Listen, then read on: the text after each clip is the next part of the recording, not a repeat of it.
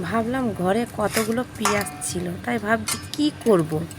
তারপর মনে হলো হঠাৎ করে যে যাই একটু পেঁয়াজি করি। আজকে টক ডাল করেছি, ডিমের তেল ঝাল করেছি, তাহলে একটু পেঁয়াজি করে ফেলি।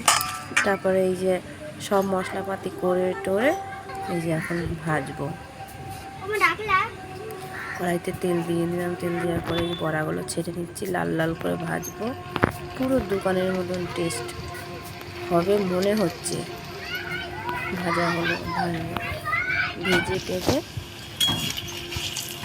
কী করবো এখন। গরম গরম সবসময় পেঁয়াজগুলো নষ্ট হয়ে যাচ্ছে। ওর বাবা আমার সঙ্গে খালি ঝগড়া করে, ঘরে কিছু থাকলে একটু বড় বড় ভেজে বাচ্চাদের দিতে পারে, তাও পারবে না, খালি শুয়ে থাকবে। তাই জন্য আজকে একটু বড়াটা করলাম।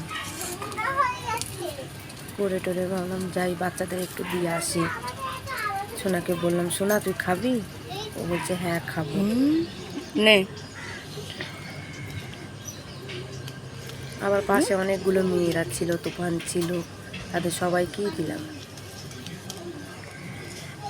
খেয়ে বলছে, বাবা বৌদি তুমি এত সুন্দর বড়া পেঁয়াজি করতে পারো, আমাদের আরেকদিন করে খাওয়াবে। দেখো সবাই কি সুন্দর মজা করে করে